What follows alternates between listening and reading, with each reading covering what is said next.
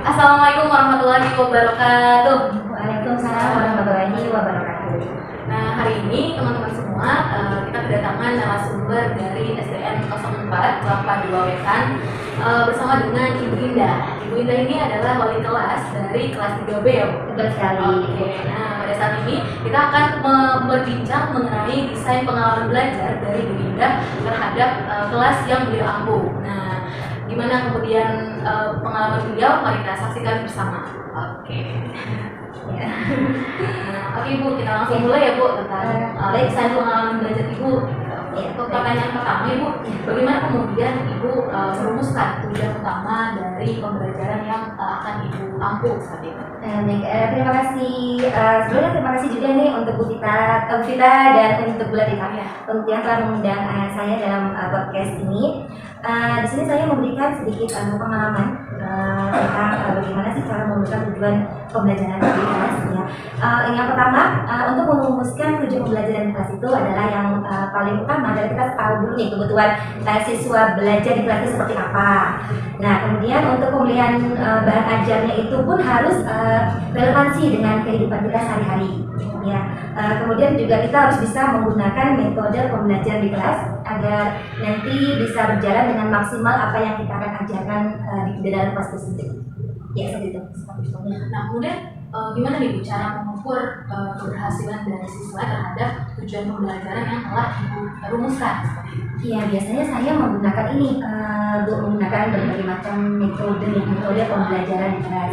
Karena biasanya itu untuk merumuskan tujuan pembelajaran memang bukanlah hal yang mudah ya. Kita harus melihat kondisi real anaknya di kelas. Iya, jadi intinya ya untuk merumuskan tujuan itu juga harus dilihat juga sistem metodenya di kelas itu seperti apa.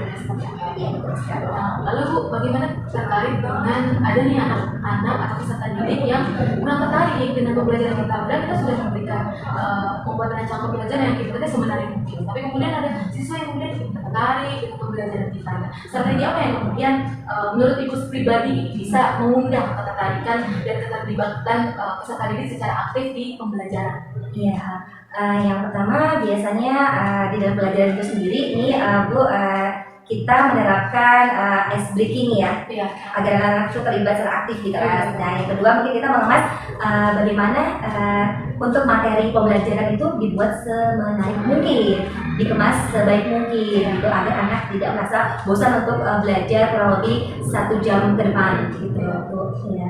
Dan seandainya ada siswa yang memang mengalami hambatan dalam belajar, nah itu guru juga bisa menyediakan dukungan berupa minat belajar pada siswa itu sendiri agar memotivasi biar semangat untuk belajar di kelas. Oke. Lalu terkait dengan mengeksplorasi ide, kan kadang ada anak peserta didik yang kemudian aktif sekali ingin, Ibu ini bagaimana Ibu gitu. Karena kemudian kita bisa menumbuhkan cara agar peserta didik yang satu memiliki keinginan untuk mengeksplorasi idenya menjadi bisa sama dengan peserta didik yang ini. Nah, itu bisa salah satu caranya itu dengan cara kita bisa menerapkan sistem kolaboratif nih Bu dalam pembelajaran. Sistem kerjasama, bisa diskusi kelompok, diskusi kecil, diskusi besar, ya biar ini anak itu dia bersama teman-temannya dia bisa merancang pembelajaran, dia bisa menjadi belajar dengan baik. Ya biasanya kami di sini itu Bu mengkelompokkan anak-anak itu bisa sesuai dengan pengetahuannya, pengetahuan awalnya juga bisa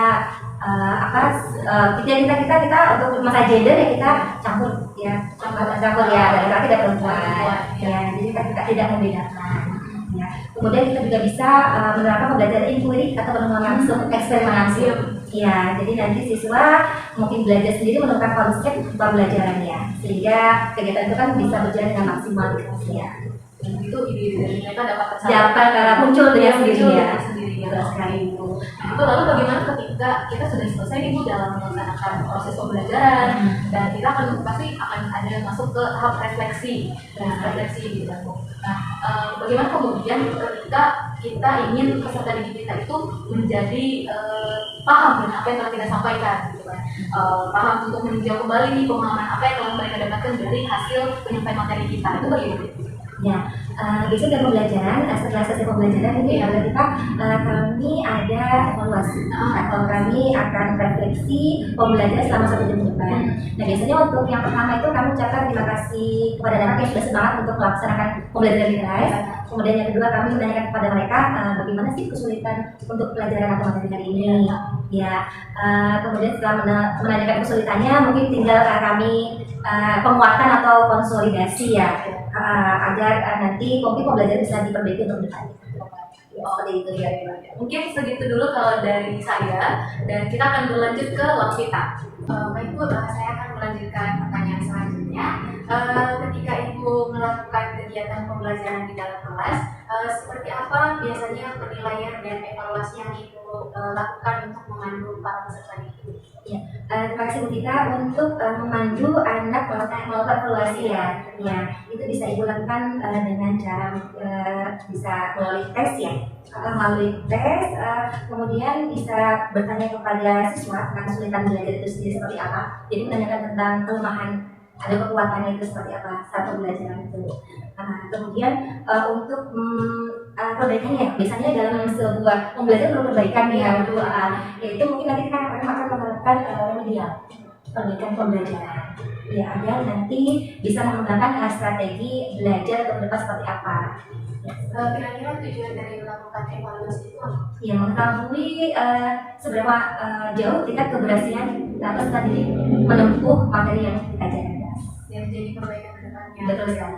Baik Bu, kalau untuk peserta didik itu kan Bu, kan mereka memiliki perkembangan secara emosional dan juga intelektual yang berbeda, terus gaya belajar mereka berbeda, minatnya juga berbeda-beda. Nah, dalam mengajarkan suatu materi dalam kelas seperti itu Bu, kira-kira bagaimana Ibu mengakomodasikan keberagaman dari peserta didik tadi, dari gaya belajarnya, minatnya? Ya, nah di sini juga kita bisa menerapkan pembelajaran berdiferensiasi ya, atau pembelajaran berdasarkan dengan minat dan bakat peserta didik. Dan di sini kan kita perhatikan bahwa kelas didik itu kan terbagi jadi beberapa ini ya, beberapa kebutuhan siswa ya. Ada yang mungkin kebutuhan di kelasnya mungkin dia sifatnya visual, yang bisa mendapatkan materi dengan cara melihat ya, kemudian sistem audio ya dari kinestetik. Nah, jadi kita di sini mungkin memperhatikan kebutuhan siswa yang kita ya dalam mengakomodasi kebutuhan belajar mereka. Jadi ya kita ini yang sesuai dengan gaya belajar mereka masing-masing. Jadi kita perlu akomodasi kebutuhan mereka belajar. Selanjutnya ketika menerapkan pembelajaran berdiferensiasi itu ada nggak Bu kira-kira tantangan tersendiri itu? Lalu gimana Ibu melihatnya? Ya, mungkin tantangannya kan kalau berdiferensiasi kan dia ada 3 konteks ya Kak ya. Dia ada konten, ada proses sama produk gitu. Ya mungkin kesulitannya mungkin di prosesnya ya, yang karena kan gaya belajar siswa berbeda, jadi kita harus sebagaimana mungkin harus menyesuaikan dengan gaya belajar mereka masing-masing. Ya. Oke Bu, selanjutnya kira-kira pengalaman belajar seperti apa yang Ibu susun untuk mengembangkan pemahaman mendalam dari peserta didik? Baik, untuk proses pengalaman belajar itu sendiri ya kita mungkin lebih kepada kita menerapkan dulu untuk sistem belajar yang dari benda konkret dulu, di kelas rendah, kelas 1, 2, 3 bisa belajar dulu. Ya, ada medianya, ada alat peraganya, ya, jadi anak itu mungkin menemukan ide atau konsep sendiri, jadi menemukan sendiri gaya belajarnya. Kemudian mungkin dari pembelajaran terstruktur ya, kita ya mungkin dari yang mungkin simpel ke masalah yang lebih kompleksitasnya lebih tinggi daripada sebelumnya. Mungkin sekian dari kami, lebih kurang kami mohon maaf. Assalamualaikum warahmatullahi wabarakatuh. Assalamualaikum warahmatullahi wabarakatuh. Kami dari kelompok 3 akan mendiskusikan tentang hasil wawancara kami mengenai desain pembelajaran di kelas menggunakan UBD yang telah kami lakukan kemarin dengan Ibu Indah Cahyani yang merupakan guru kelas 3A. Yang pertama membahas tentang WHERE, merumuskan tujuan utama dari pembelajaran yang akan diampu atau diajarkan. Dari jawaban Bu Indah yaitu yang paling utama adalah kebutuhan siswa terlebih dahulu, bahan ajar yang relevan, juga menggunakan metode yang pas di kelas supaya maksimal saat proses pembelajaran. Nah, menurut saya penjelasan dari Bu Indah sebagai narasumber sudah tepat, dan saya akan menambahkan sedikit arti WHERE bagi guru. WHERE berarti menentukan arah pembelajaran dan memastikan siswa memahami tujuan serta manfaat dari setiap pelajaran yang mereka pelajari. Dalam praktiknya, melibatkan berbagai langkah, yaitu yang pertama menyampaikan tujuan pembelajaran, menjelaskan relevansi materi, mengarahkan proses pembelajaran, dan memberikan umpan balik. Dalam UBD sendiri, metode untuk mengukur hasil proses belajar siswa disebut penilaian autentik. Ada beberapa metode utama. Yang pertama yaitu penilaian kinerja atau performance assessment, yang kedua proyek atau portofolio, dan yang ketiga tes formatif sumatif, yang keempat yaitu refleksi dan jurnal siswa. Baik, lalu selanjutnya pertanyaan kedua terkait bagaimana strategi Ibu Indah untuk mengundang ketertarikan dan juga keterlibatan peserta didik di kelas. Dan Bu Indah menjawab strategi yang dilakukan beliau untuk menambah ketertarikan dari peserta didik terdapat dua. Yang pertama adalah ice breaking, yang kedua adalah menambah materi semenarik mungkin. Menurut kami, jawaban dari Bu Indah sudah tepat, namun ada beberapa tambahan yang perlu diperjelas lagi. Yang pertama adalah terkait ice breaking seharusnya masuk pada bagian kegiatan pembelajaran. Sedangkan dari tujuan UBD untuk menarik strategi pembelajaran yang meningkatkan minat dan juga keterlibatan siswa, yakni dengan adanya tujuan terlebih dahulu. Setelah tujuan, lalu menggunakan asesmen, yang dimana asesmen tersebut bisa didiferensiasikan atau bisa digunakan dengan pendekatan taraf sehingga terdapat level kognitif dari peserta didik yang dapat dilakukan oleh guru saat merancang kegiatan pembelajaran.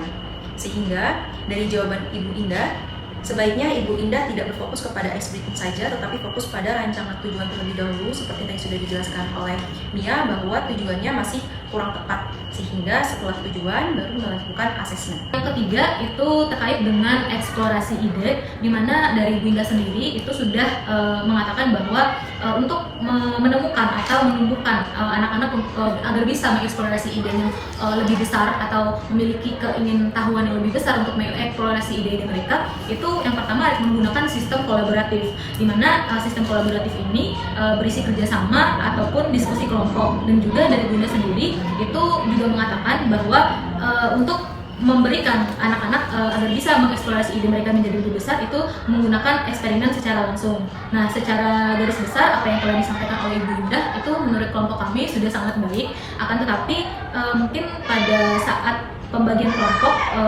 termasuk yang kepada pembagian gender tidak hanya perempuan dan laki-laki saja, akan tetapi itu sebaiknya menggunakan pendekatan atau diferensiasi. Nah, Ibu Indah sendiri itu memakai konsep atau pendekatan untuk mengelompokkan siswa itu berdasarkan gender. Jadi tidak ada perbedaan antara laki-laki dan perempuan. Nah, menurut kelompok kami itu sudah bagus, akan tetapi menggunakan pendekatan atau pendekatan berdiferensiasi itu jauh lebih bagus, karena anak-anak tidak hanya dibagi berdasarkan atau dicampurkan antara laki-laki dan perempuan saja, tetapi juga dikelompokkan berdasarkan kemampuan mereka sesuai dengan level-level mereka.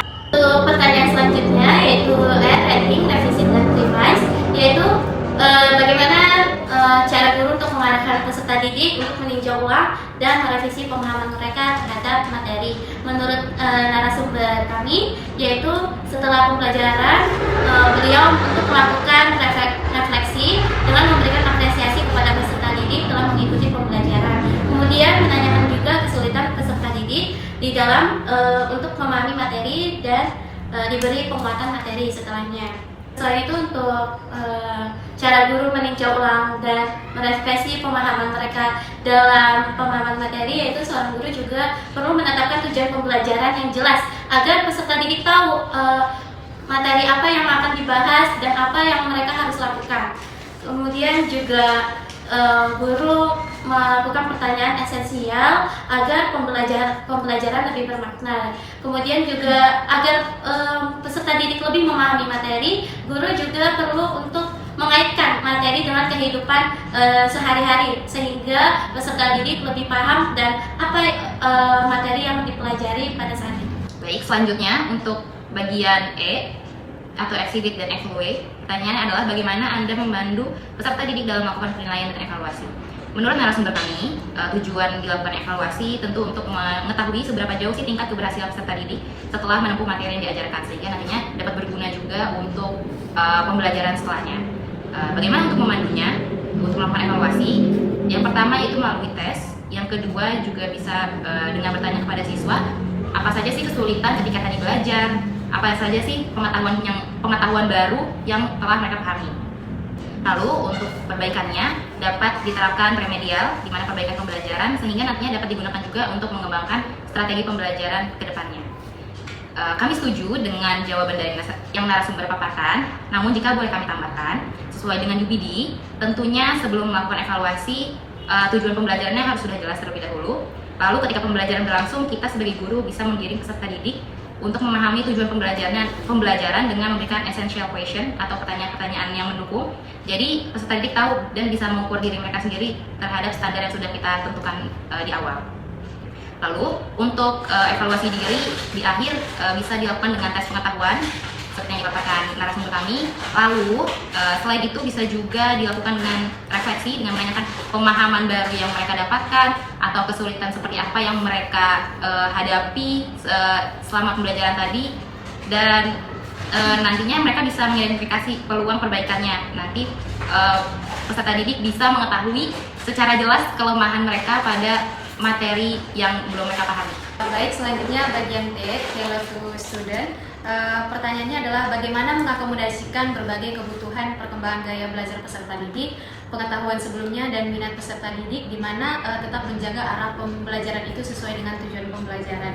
Nah, setelah melakukan wawancara, jawaban dari narasumber kami yaitu mengakomodasikan berbagai kebutuhan atau gaya belajar peserta didik yang berbeda itu, yaitu dengan menggunakan pendekatan berdiferensiasi, yaitu di mana melakukan pendekatan pembelajaran jika siswa peserta didik tersebut lebih berorientasi ke visual, maka menggunakan gaya gambar, atau misalnya kalau dia kinestetik, maka dengan menggunakan kegiatan atau yang melibatkan pergerakan, atau jika dia gaya belajarnya audio maka menggunakan suara. Nah, menurut kami jawaban dari narasumber tersebut sudah cukup tepat. Namun apabila ditambahkan mungkin cara mengakomodasikan gaya belajar, minat dan kebutuhan peserta didik yang berbeda itu bisa juga dengan menggunakan media yang beragam sesuai dengan gaya belajar peserta didik. Misalnya dengan menggunakan teks, audio, video, gambar, dan sebagainya. Hal ini untuk meningkatkan motivasi dan minat belajar peserta didik tersebut.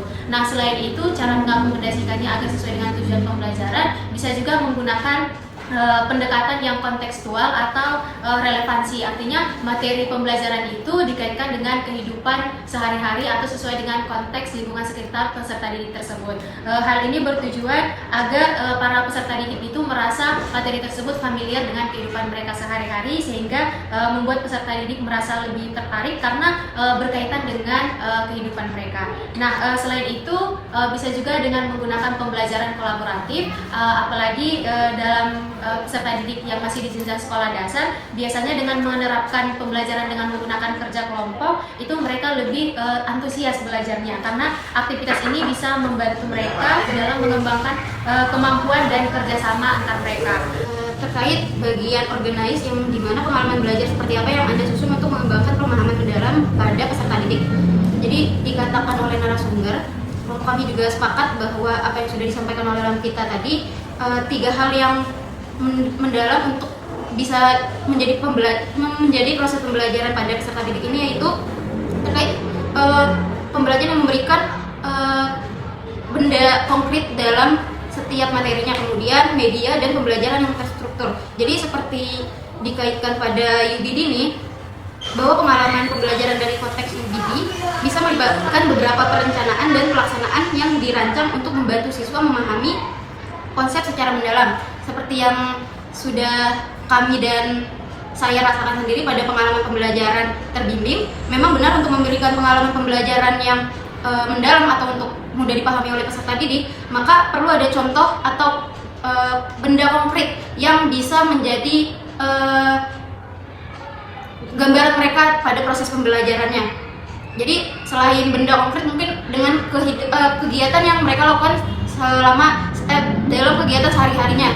Contohnya seperti pada kelas 1 yang saya kemarin ajarkan, itu untuk memberikan gambaran terkait bangun datar itu, kita jangan memberikan gambar abstrak yang mereka lihat. Jadi kita perlu membawa gambar-gambar atau benda-benda yang bisa mereka pegang, mereka rasa gitu. Jadi dalam konteks ini, untuk pengalaman berkaitan dengan UBD, memang untuk membantu siswa memahami konsep mendalam, kita perlu membawa sesuatu yang bisa mereka lihat dan mereka rasakan melalui indera dari peserta didik itu sendiri. Baik, untuk yang sekian pembahasan hasil wawancara dari kelompok kami. Kurang lebihnya kami mohon maaf. Wassalamualaikum warahmatullahi wabarakatuh.